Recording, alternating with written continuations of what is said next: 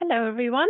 I'm Leah Toms from the marketing team, and we're back with a new webinar, 200 Days to 200 Days, because today we are 200 days away from TLS certificate lifespans dropping to 200 days. I have Tim Callan, Chief Compliance Officer, here for you today. As always, this presentation is being recorded and we'll share it with you afterwards, most likely tomorrow.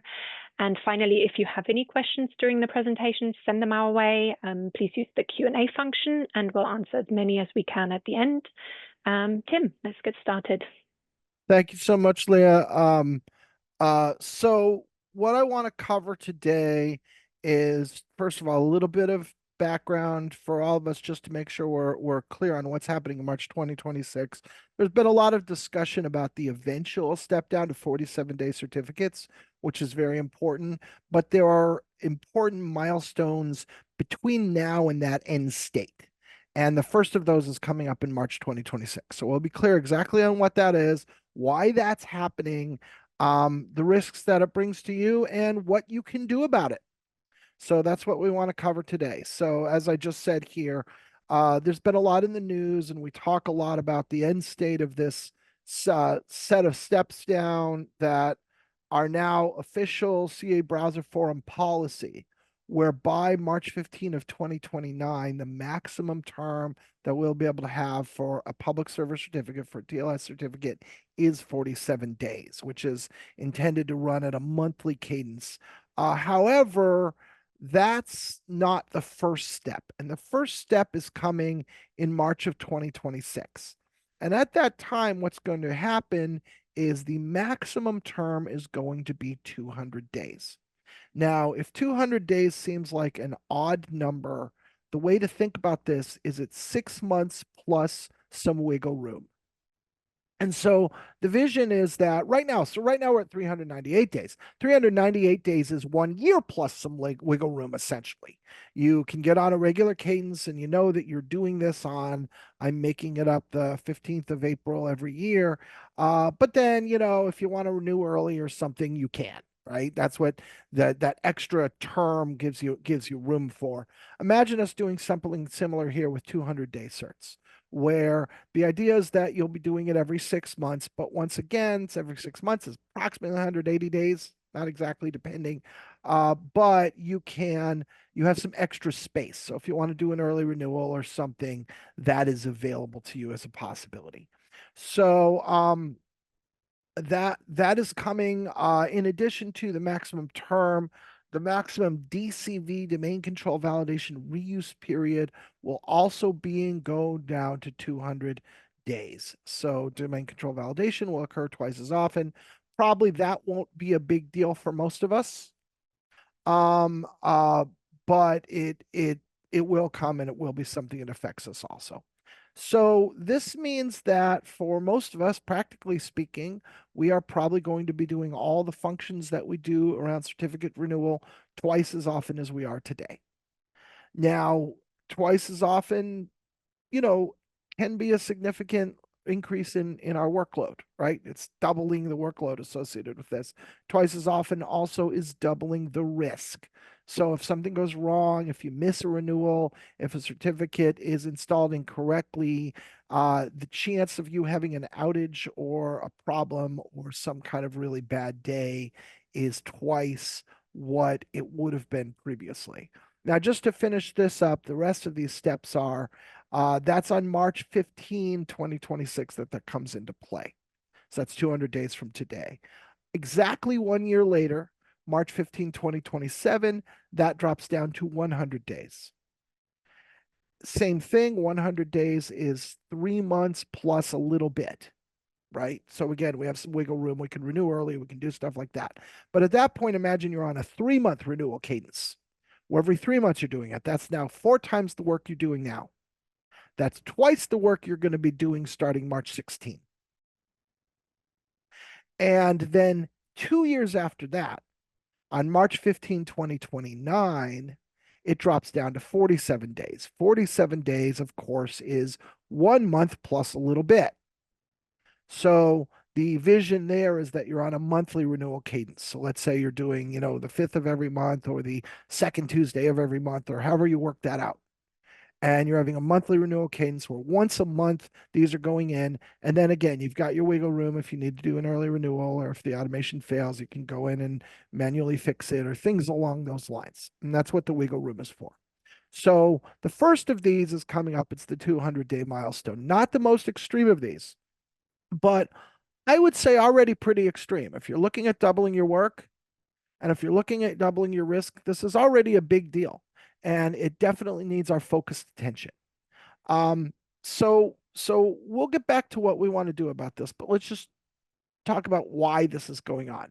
Because this comes up a lot. People say, why is this happening? Right.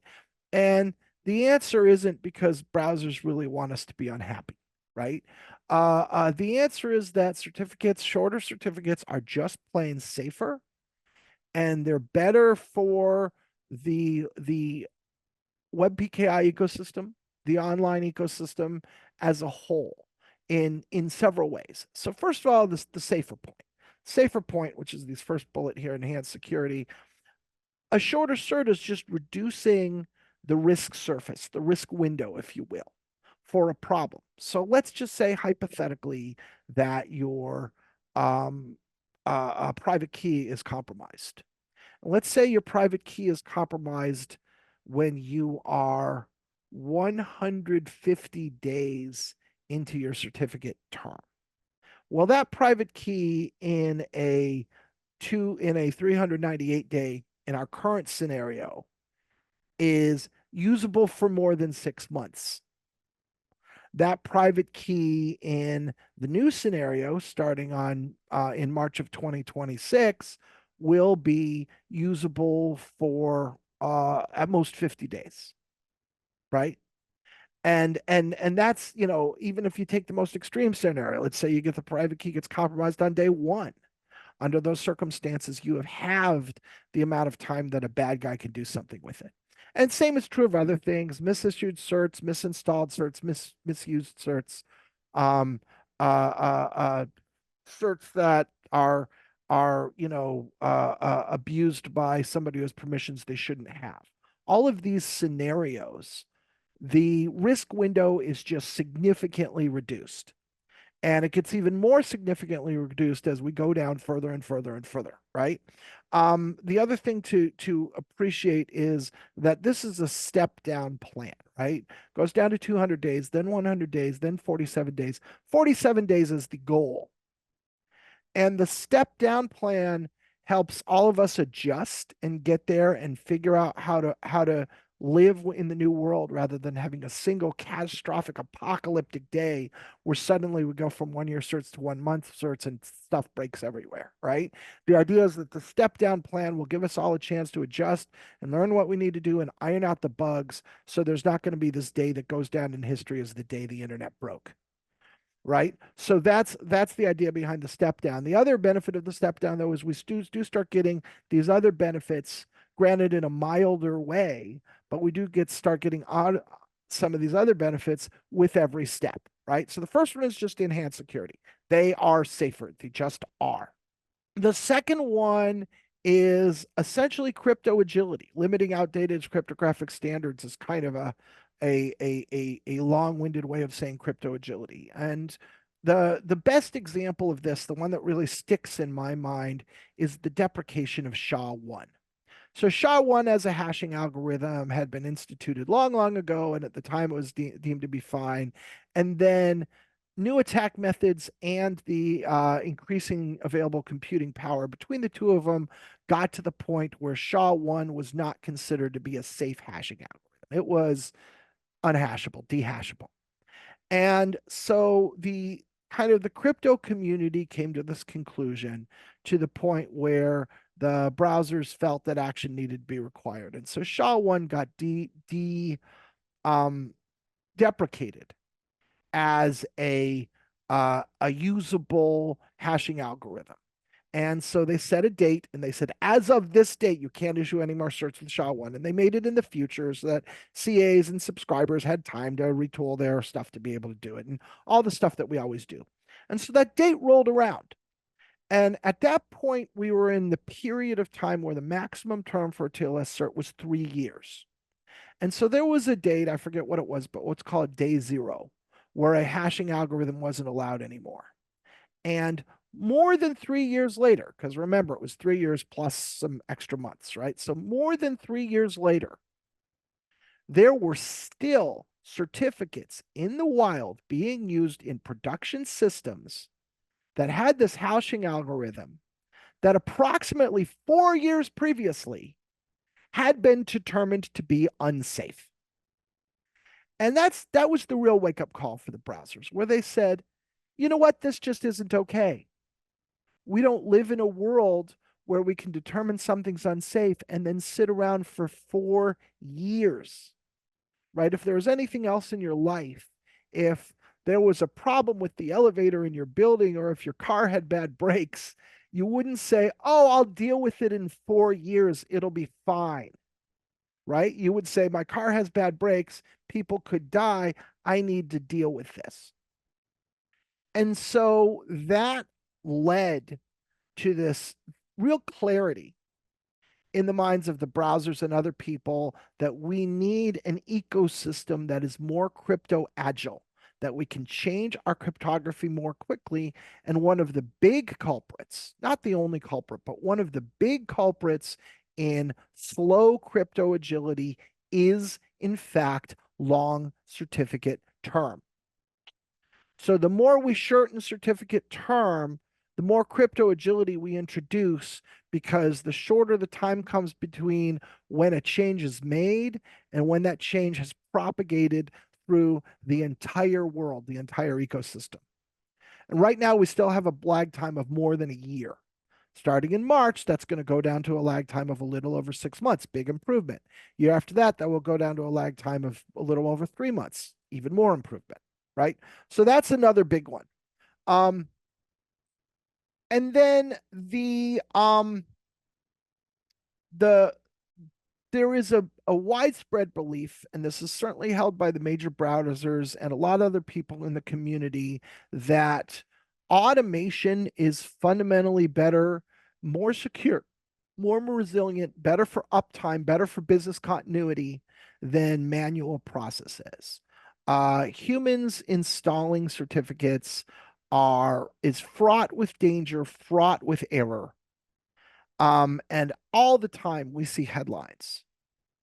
Many times a year, we will see headlines about major technology providers, born in the cloud tech providers, people like Microsoft and Nintendo and huge technology product providers who should be good at this, who have outages that ultimately owe themselves to certificate, either failed renewal or wrong installation, wrong configuration. And those are just the ones we know about. We experience these outages all the time. Most of the time, we don't know what's going on. I am quite confident that many of those are also certificate outages, and they just don't get revealed to the public that way. And so one of the things that the browsers have come to as a conclusion, and I think they're right, is that enterprises do not prioritize automation of this function unless there's a good reason to do so. And I talk personally to a lot of people who are in certificate administration roles in their organizations who really want to do automation. And the problem is that they are fighting for roadmap and they're fighting for budget, and they get trumped by other stuff. And so they put in their requests, and I want to buy these tools and I want to implement these things.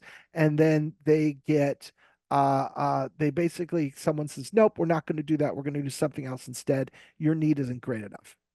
And so as certificate lifespans shorten, this is the opportunity for all of us who are down in the trenches, who are living this, to get those automations in place. And we get that operational efficiency, and we get that reduced risk from having an automated system do this rather than error-prone humans doing this.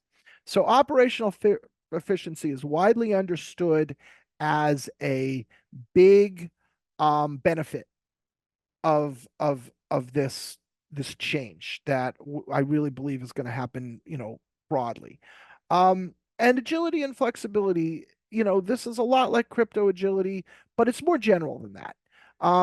as we get to shorter certificates, the in general, any change we want to make is going to occur much more quickly, right? And it's going to be better. And as we put automation in place, any change we make is going to want to occur more quickly. So there are a couple great examples of that coming up. One of this is the deprecation of MTLS, of client certificate with TLS certificates. So right now, you can get a certificate that will be your server certificate, and it will also do client authentication for server to server communication.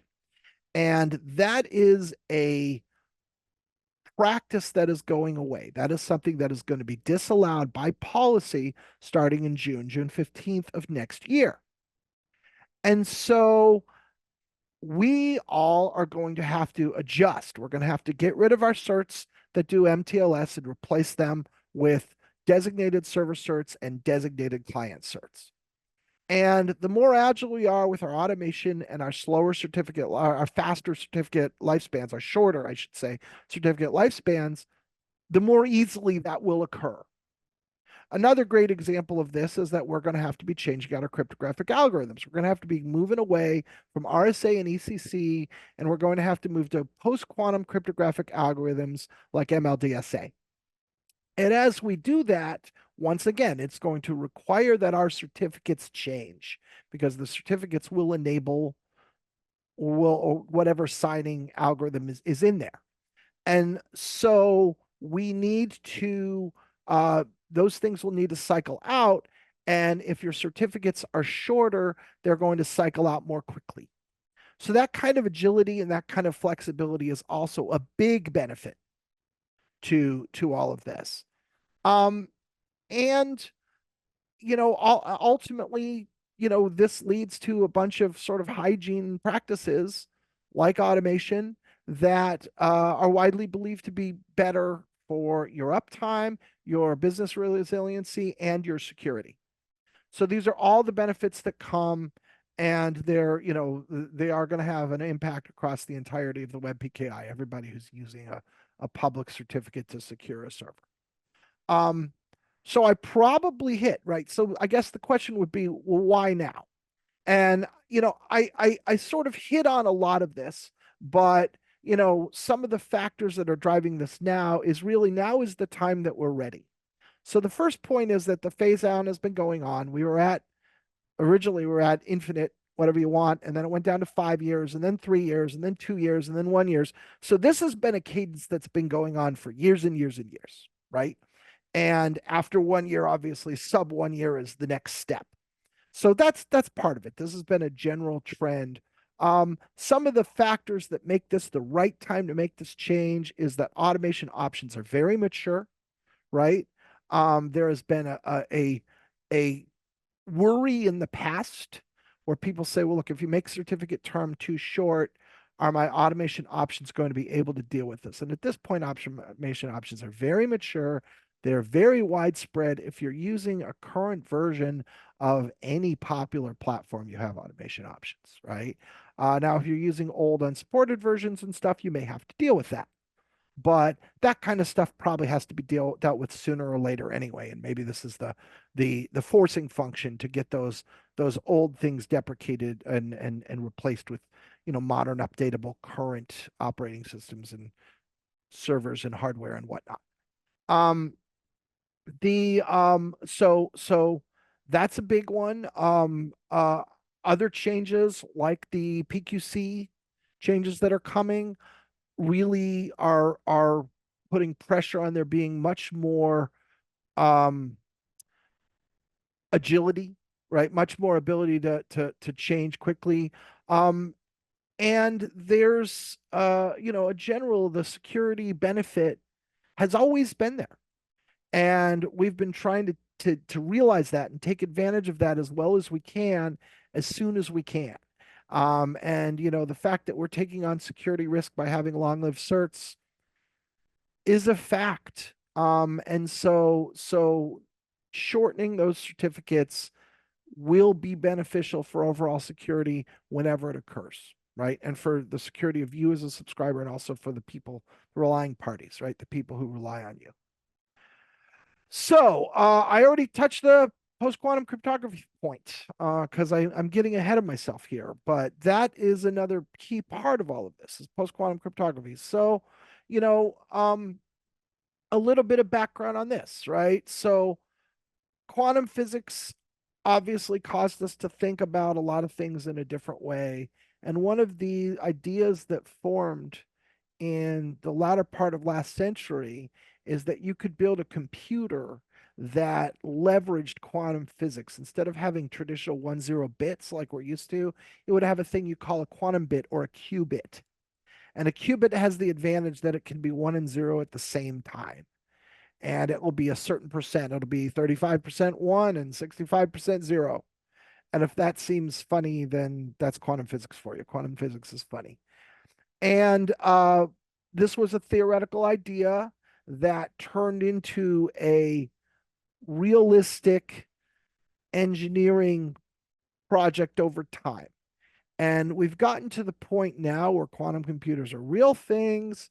They're being operated, they're being made by a number of large companies that are investing in this, people like Google and IBM and uh, uh, Amazon and probably some nation states that we don't know about. And one of the things that's become clear is that one of the obvious applications for a quantum computer, unfortunately, is to defeat RSA and ECC. And that's just an accident of the math behind those two particular encryption algorithms and how a quantum computer can do that math in a very, very different way. And so what we need is we need new encryption algorithms that aren't vulnerable to this hyper fast problem solving that quantum computers in certain cases are capable of. And so we have the first set of algorithms to do this, MLChem, MLDSA. These are used to be called crystals kyber, crystals dilithium, if you've heard those words. These are FIPS standards out of NIST now, and these are going to be the things that we're all using out of the gate. That's coming. NIST has called for deprecation of RSA and ECC by 2030, which happens to be pretty close to the 2029 47-day deadline. And that's not entirely coincidental because there is a recognition by the browsers that we need to be able to swap these things out fast. Another important thing to understand is that MLChem and MLDSA are very unlikely to be the final algorithms we're using. We should not expect there to be another era where for 40 or 50 years we use a single cryptographic algorithm. That is not a world we live in. So the fact that, probably everybody on this call spent their entire career, their entire adult career, their entire adult life depending on a single encryption algorithm, which is RSA, that is not something we should expect to happen ever again. Instead, we should expect to move in a world of sort of a continual change of cryptographic updates. And exactly how fast those updates occur is not clear to me, but I doubt sincerely it's less often than every 10 years. And I could imagine it even being faster than that. So imagine every 10 years or every 5 years, we're basically swapping out our cryptography for new algorithms that are safe from the new attacks that are being developed and are emerging. And that's the new world that we're moving into, and we've all got to get ready for it. And so that takes a few forms, one of which is, very updatable software and hardware. Again, this practice of, oh, I'm running stuff that's not supported and it hasn't supported in 10 years, but I think it's okay. That practice is going to become increasingly difficult to have inside of our enterprises. And we all know we all do it. Everybody has that stuff somewhere. But that's going to be increasingly problematic for you. The other thing that's going to be increasingly problematic is not having a great deal of control and agility over your certificates. And certificates are the things that enable and trigger this cryptography. You need to have certificates that are appropriate and are doing the right thing. And so having a full command of our certificates, knowing where they are, knowing what they do, and being able to change them and control them becomes increasingly important. So that ties in as well. And though that's not the main driver for the shortening of certificate lifespans, this was something that has been publicly and explicitly discussed by browsers as a benefit to this kind of thing going back at least as far as 2023. So we know that that's a motivator as well. And we know that's a benefit for all of us as well. Now, so bringing it back home to what happens in March. In March, we are going to suddenly have a maximum term of 6 months as opposed to a maximum term of 1 year. And what does this do? It introduces work and it introduces risk, right? We have the risk of now we have, you know, more chance that a renewal goes unobserved until there's a problem, right? We also have more chance that an error occurs, that something gets installed incorrectly or in the wrong place, or some kind of error occurs, that the renewal happens, but the actual installation and execution is somehow wrong. And so whatever risk level we have on that now, that at least doubles. If you don't increase your resources, it probably more than doubles, because if you have resources that are already taxed right now, that are right sized for the amount of certificate management you need to do today, and suddenly all those people are expected to do twice the work, then I think the propensity for error on any given transaction goes up, on any given operation goes up. And if we have twice as many of these operations, and the chance of any given operation failing is higher than it was, then our overall risk of failure is actually something beyond 2x what it is today. How much does that propensity go up? I don't know, right? It's a new world. This hasn't been measured. It would be hard to measure even if we could, but thought experiment wise, if you say, if it goes up even a little bit more, you're looking at something that's beyond 2x in terms of the amount of risk you're going. So that is really big. And then what does that mean? It's the things you expect. Downtime is the big one. Outages are the big one we care about. But sometimes this can lead to security flaws. If the thing that's going down is something that's keeping us secure, then that also could lead to breach, right? And ditto for compliance failures, right? If the thing that's going down is putting us out of compliance, now we also can have compliance failures, SLA failures, penalties, compliance fines. All of those things are the risks that we suffer.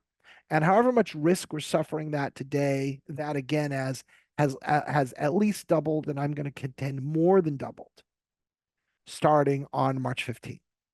That's that's sort of what we say throughout this slide. I guess the last point that's worth pointing out is that outages in our current modern world, as opposed to, let's say, 10 years ago or maybe even 5 years ago, there's this new phenomenon, which is there's a cascading spreading failure problem.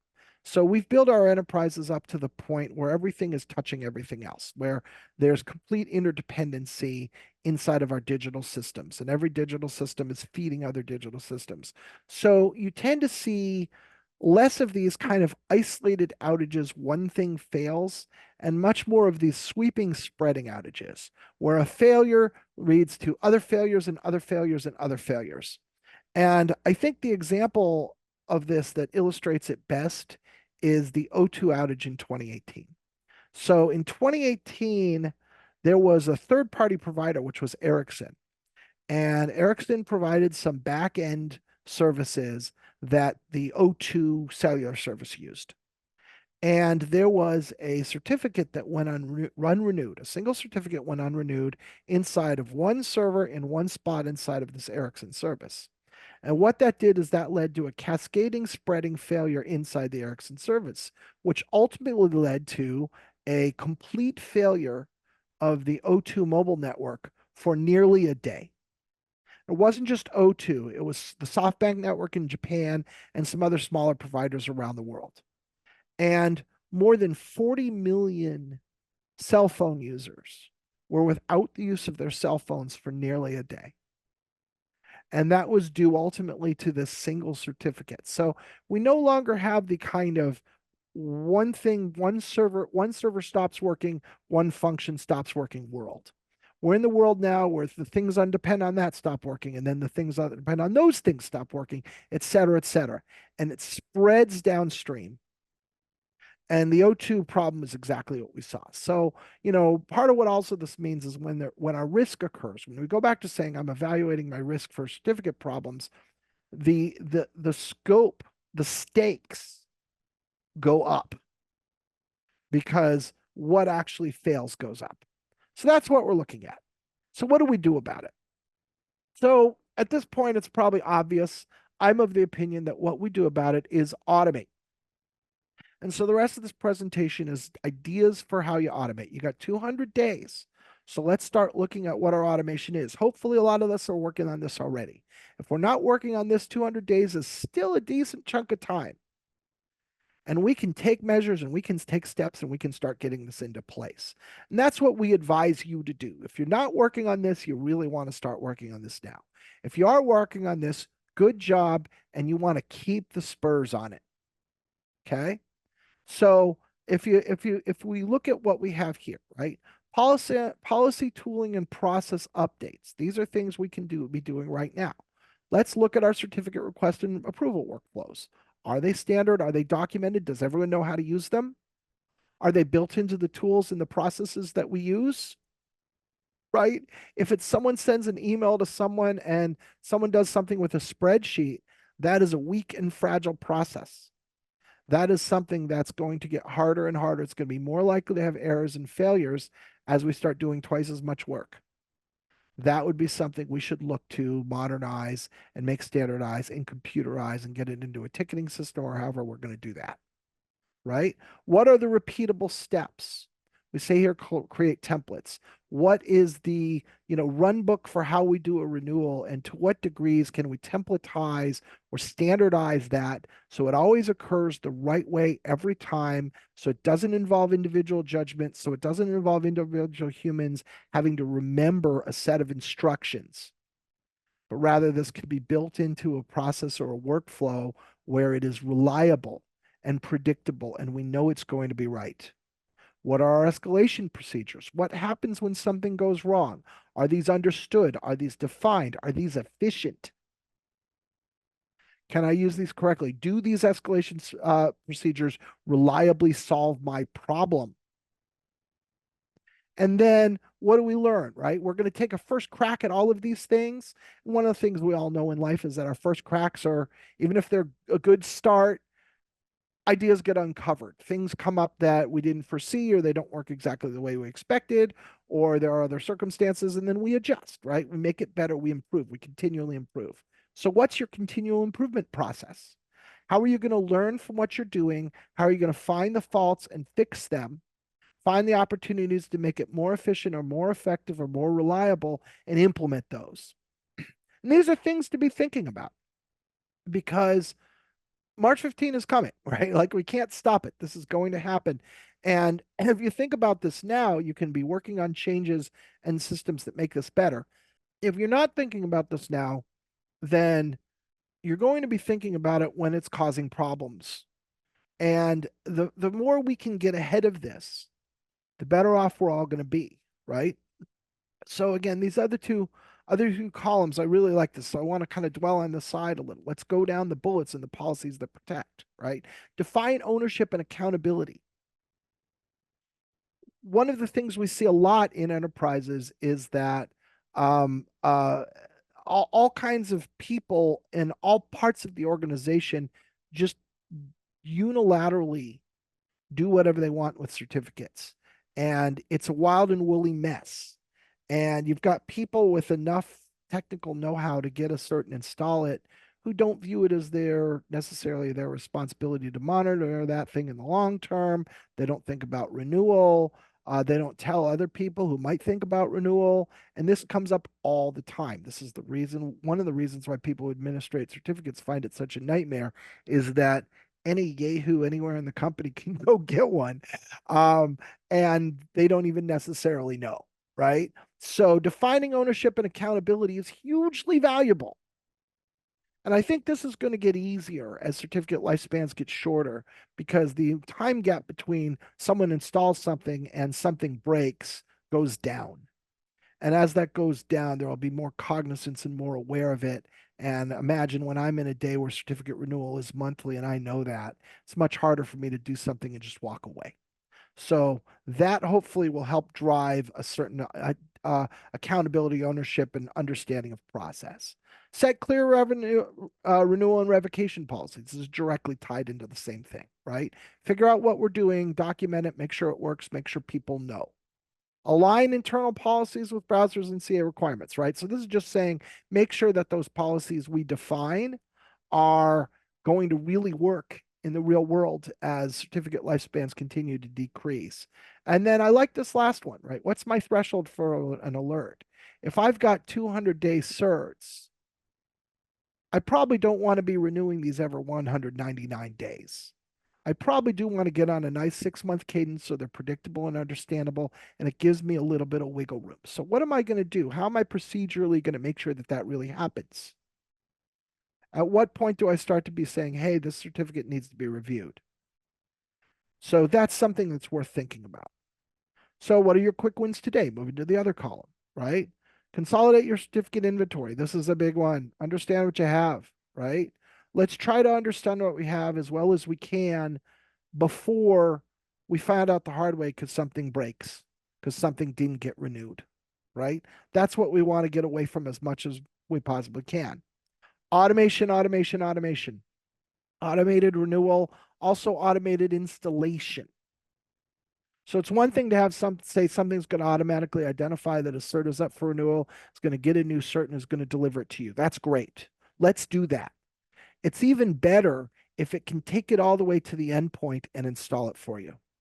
That last mile automation, which is available in lots and lots of environments, is incredibly helpful. And if you're not looking at that, you really want to be. Remove unused or expired certs, test alerting and monitoring systems. I think those things probably are pretty self-evident. But these are some things we can be doing now that will help us down the road. So what does this look like as an action plan? Assuming that you're not already partway through this process. Again, it's not too late, but let's get going. So here's what we're going. I mean, we honestly we wished you would have gotten going earlier, and we were out there saying that's earlier. But if you didn't get going, let's get going now. We can still do this, right? So in the next 30 days, let's start discovery. Let's figure out certificates, what we have. Let's do our best of having a real list of the certificates we're using, the server certificates, the TLS certificates that we're using. And let's look for opportunities to get automation in the next 200 days. And this is an important thing to think about. You don't have to have perfection. What you have to have is a good start. This is where 80-20 rules are our friend. Later on, a few years from now, we're going to be going for perfection or awfully close. At this point, what we're going for is 80-20. If I can put some automation in place that suddenly will take 3/4 of my certs out of my workflow, then that extra quarter I can deal with within my existing resources. And I don't have this crisis of risk that we talked about before, or this crisis of workload. If I can even automate half of them, then I'm made whole because the other half gets doubled and I come out the same, right? So this is what to look for. What are the automation opportunities that I can get in place in the next 200 days that are going to yield big benefits for me? And those are the ones that I focus on and knock out those big swaths of work, right? And then you're still going to have some work. But if you can knock out big fields of work, then you have enough workflow to get these things done. So that's what you do within 30 days. Within 90 days, we need to have a real action plan, right? We need to know real specifically, this is what we're doing. This is what we're buying if we need to buy something. This is what we're building if we need to build something. Here's where we're installing it. Who's doing it? How are we QAing it? What are the timelines and when do we expect to be done? Right? That's got to be done in the next 90 days. Then we implement. Then we actually put these things, we roll the automation in, we test it, we be confident that it's working correctly. And we want to have these things up and running by March 15th. So that's what we suggest for our action plan. All right. And I just touched on this, but this is important, right? This is where we're doing the 80/20s, right? We're working on risk reduction. We're not going for perfection. Right now, we're going for big wins that knock out a whole lot of manual work with a future action plan to eventually have damn near 100% coverage. But that doesn't have to be in the next 200 days. In the next 200 days, we need to knock out a whole bunch of manual work. Automate those high impact systems. Focus on where outages would hurt the most. Focus on where you spend the most manual labor, where you have the largest number of certs, right? It all doesn't have to be done all at the exact same time. You can do this in bits and pieces. That's fine too. And we do believe that almost everybody in the world is going to have some manual processes that are still going on after March 15. That's okay. Again, what we want to do is we want to get rid of enough of it that doubling the cadence on our remaining manual processes will be workable for us. Now, after March 15, it doesn't stop because in another year, it doubles again. So we have to continue to go back and keep knocking out more and more chunks of our manual work. But in the next 20 days, if you can knock out some big chunks, that's what to focus on, and that's going to be a big deal. And as we see at the bottom, the goal is reduce human error, increase predictability, and build confidence. And I think that's exactly right. This is kind of the same thing in a different chart, right? Where is what we suggested as of August. Figure out your inventory, move through these steps. Basically the same thing I described on the previous slide. An automated tool can help you with that. So you really want to think about getting some kind of certificate lifecycle management tool in place. And there's a bunch of things that a CLM can do for you, like certificate discovery is a big one. You can go out ahead of time, you can do a crawl, you can find the certificates and know what you have, get them into a system where you can see them, where you can categorize them, where you can attach alerts to them and do reporting and things along those lines. You can create policy templates. You can create actual revocation workflows or alerting workflows or renewal workflows. And all of this stuff becomes very helpful. This certs owned by nobody problem that every enterprise runs into, where we find out the hard way when that cert starts working because nobody thought it was theirs to manage. These sorts of things are solvable with a CLM product, and it's one of the things that we highly recommend that you consider. If you're not doing that, you really are going to have to be as certificate lifespans continue to go down. And again, I talk to a lot of people who are certificate administrators who they know they need it, but selling it internally is the challenge. So here's some of the things to think about when you're trying to sell it internally. So there is a workload benefit just for starters. There's an efficiency of your human resources benefit. So people cost a lot of money. People are flexible and versatile and can do other good tasks for you. And if they're stuck administrating certificates, installing certificates all day, they don't necessarily have the time to be doing those other tasks, right? There's an IT skills gap throughout industry and has been for decades and probably will continue to be for more decades, which is we can't hire as many good people with IT skills that we want. We just can't. And this is something that happens all over. And so to the degree that I can repurpose people that I already have by taking work off their plates, that's a very smart play. So human efficiency is a big way to make your case for automation. Another one, of course, we talked a lot about the risk of outage, right? Outages are insanely expensive. You got lost business, you got bad customer satisfaction, you got inefficient people inside your own company because they're dealing with this. You've got reputation and brand damage. You've got SLA penalties and regulatory penalties, and all of these things come over time. There are real, very hard costs to outages that are very significant. And a little bit of investment and certificate automation can reduce that risk significantly. Staff productivity, I think we talked. Also, getting the best out of your staff, career pathing people and building their skill sets, and all of that becomes easier if they're not busy doing repetitive certificate management work all day, every day. Compliance is a big one. You can get a sense for what your certificates are. You can see them. You can do reports and dashboards and know what rules I'm supposed to follow and be confident that I really am. And you can be confident that you're compliant, and you also can be confident that you can demonstrate your compliance.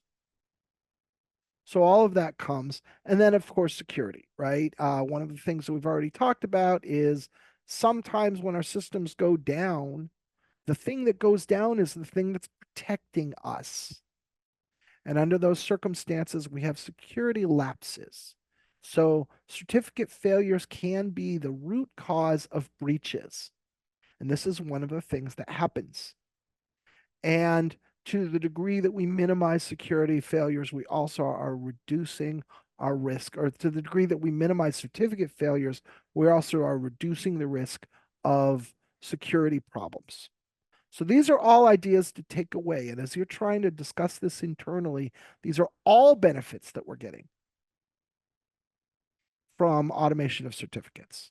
Now, what are your options? So Acme is a big one, right? Acme automated certificate management environment is a very common protocol with widespread support across lots and lots and lots of server operating systems and hardware, right? The place where you install the cert, there's a very good chance that it supports Acme. Acme is well proven, it runs well, and it's just widely used. So seriously consider using Acme as an option. There are other APIs, sort of common APIs like SCEP and EST as well, which may work for your specific circumstance. And then also just think about good old-fashioned writing to an API. In addition to that, like in SCM, we also have things like agents. So we have agents for the most common operating systems. So you can actually install that on the servers. And then it talks directly to the CLM and it takes the certificate and installs it for you. So these are all options for getting your certificate installed. That last mile certificate installation, that's so valuable. And these are things that are worth looking into. Look into Acme, look into API integration, look into using an agent. These are all really good services that are available. So I'm right on time, which is good. Normally I'd be late, so that was pretty neat on my part. If this kind of thing is interesting to you, I want to take a second to plug. I and one of my compatriots here, our technical fellow Jason Sirocco, have a podcast that's focused on digital certificates, PKI, encryption, and stuff like that. Root causes. That's a pun. And you can find us wherever you listen to podcasts. So we'd really love to have you join us. We have new episodes every week. We've published more than 500 episodes, and we deep dive into topics like this and a bunch of other things. So do dial into root causes if you're interested in this kind of subject matter. We do have an asset that you might like, our 47-day survival guide, which you can find on Sectigo's website. And I think probably we'll send it to you or have a link in the chat or something, Leah. There's some way we give them that link, right? Yes, we'll also include that in the follow-up email. And that was also one of the first questions is, can we share the recording? Yes, we will. We'll include that guide as well. So you'll get that tomorrow.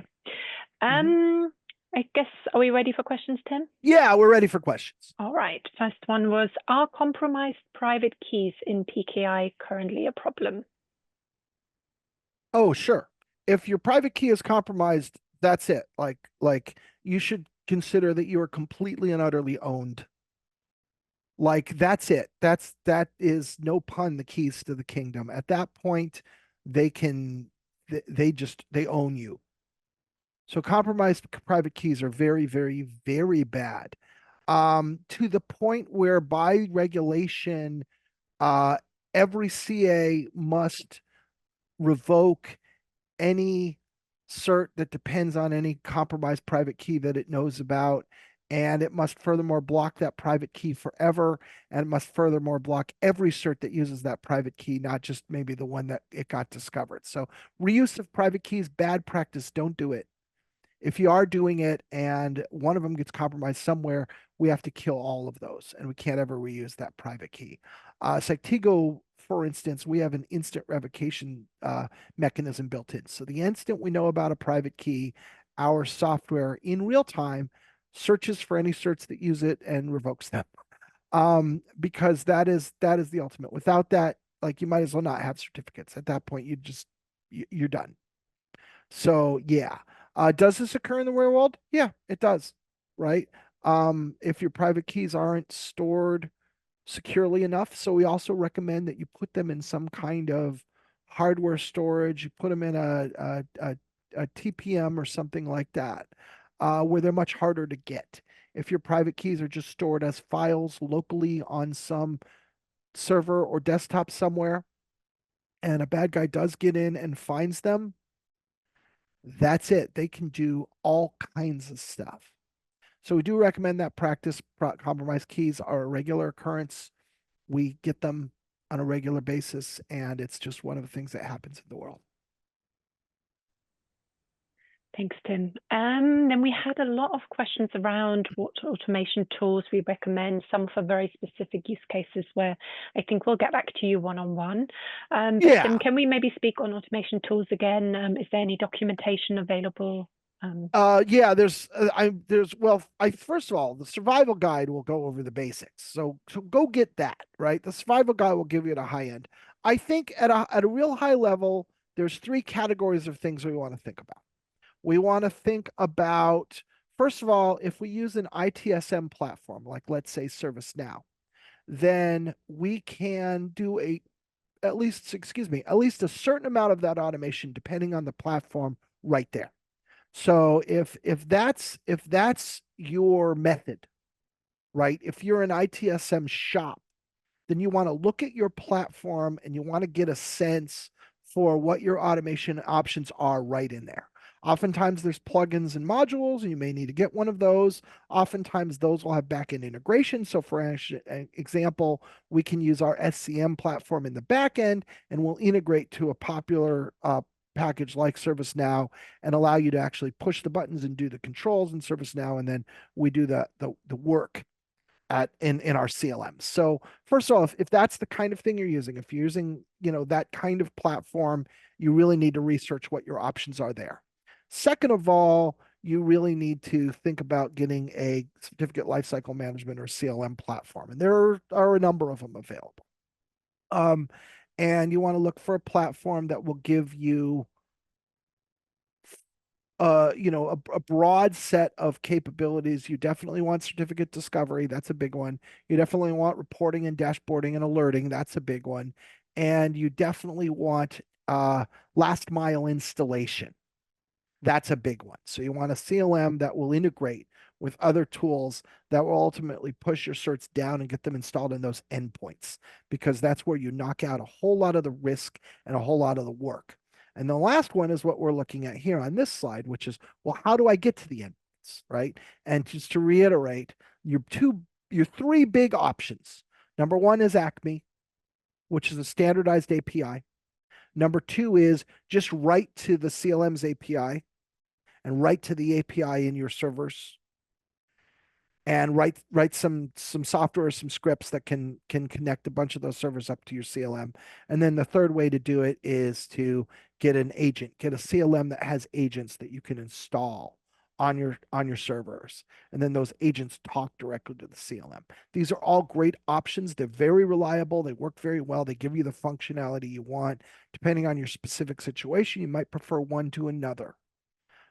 There is time to do this between now and September 15, not September 15, that would be pretty soon, but between now and March 15, or even if it wasn't done on day one on March 15, let's say you got it done in April or May, you still start getting those benefits quickly, right? That's the kind of thing to look at. That's the kind of thing to be thinking about. Thank you, Tim. Mhm. Does 47 days impact certificates used for identities like client certificates or multi-factor authentication? So multi-factor authentication, by which I think we mean the same thing, client, right? That is specifically a TLS server certificate reduction.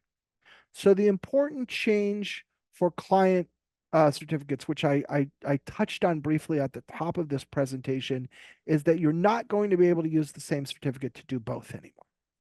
And that's coming next year. So next year, you're going to have a separate certificate. That said, these certificates will have separate maximum term. The different certificate types have different maximum term.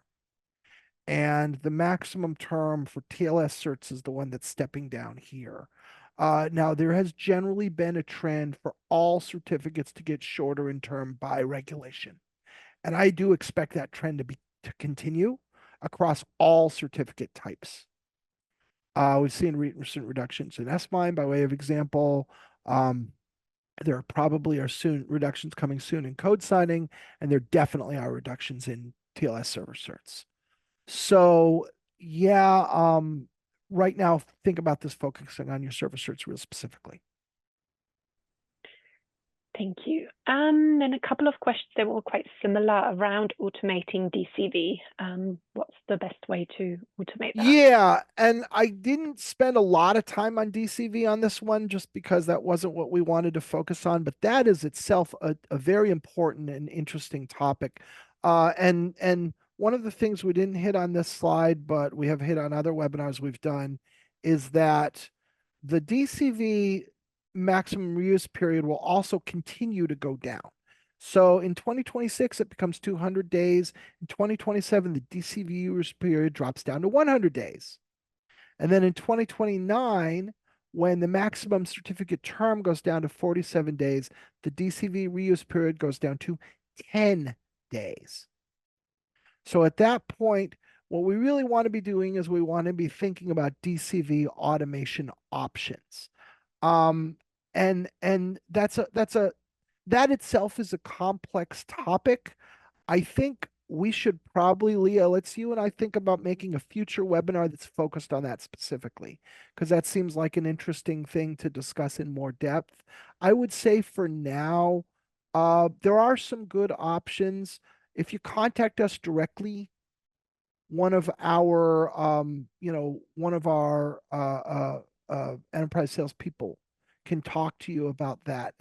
But do think about DNS automation by way of example, as a possible solution, and just to do that for you so you're not stuck in doing that manually, because that works doubling as well. Okay, thank you, Tim. And yes, noted on a new webinar topic. Yeah. What do companies do with legacy systems that can't be updated or are maybe impossible to replace? Yeah, I hear about this all the time. And it's two main scenarios. Scenario number one is it is unsupported. We have unsupported software, right? Either we just got far enough behind that we can't update to the current version, or we're using something that just plain has been discontinued, right? The company doesn't offer this anymore. The company doesn't exist anymore. That's scenario number one. Scenario number two is we made it ourselves.